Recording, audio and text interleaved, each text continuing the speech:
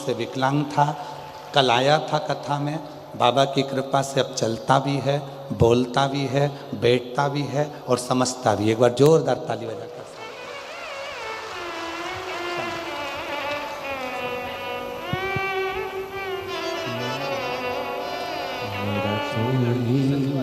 तो हम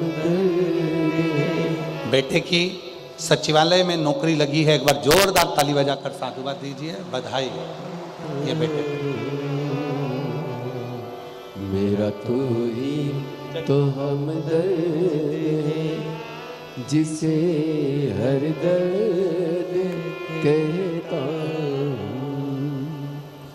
पार्थिव शिवलिंग का पूजन कलियुग में सुख प्रदान करता है। सुख,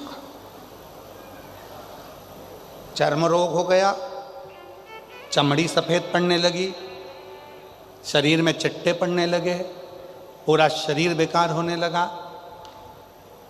या परिवार में कहीं ना कहीं किसी ना किसी रूप में कोई आपका धन लेकर चले गया, धन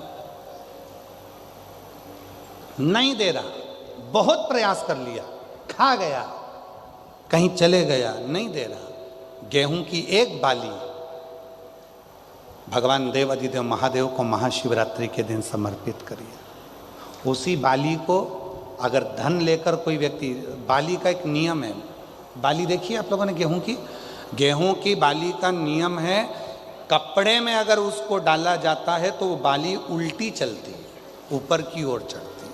उसी तरह जो शिवजी पे बाली चढ़ाई जाती है, उसी बाली को लेकर घर के मेन दरवाजे पर, मुख्य दरवाजे पर, अंदर जहां हम प्रवेश करते हैं उस पर कहीं पर भी उसको रख दीजिए। वो कैसा भी धन तुम्हारा कोई लेकर चले गया हो, उसके बाप को भी लाकर वापस देना पड़ता है, वो धन लाकर वापस देता ही है। उसका पिता भी लाएगा, कैसे भी लाएगा, पर वो धन को लाकर देगा, कैसे भी लाए। उसको बेचे नहीं, उसके अंदर, उसके भीतर से उसको बहुत बहुत बहुत तकलीफ होती है, उसको लाना पड़ता है। वो बाली वापिस खींच कर ले आता, उसके पिता को भी लाकर देना। गए हुई संपदा, वैभव, धन, महाराज एक बाली शिव को समर्पित करी जाए।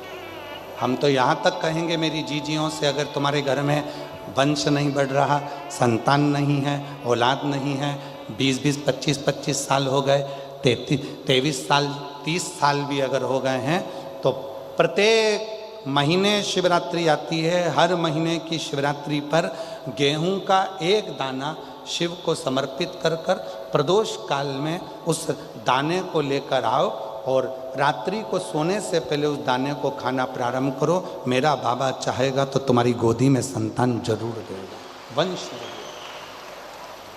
शिव की उदाहरण,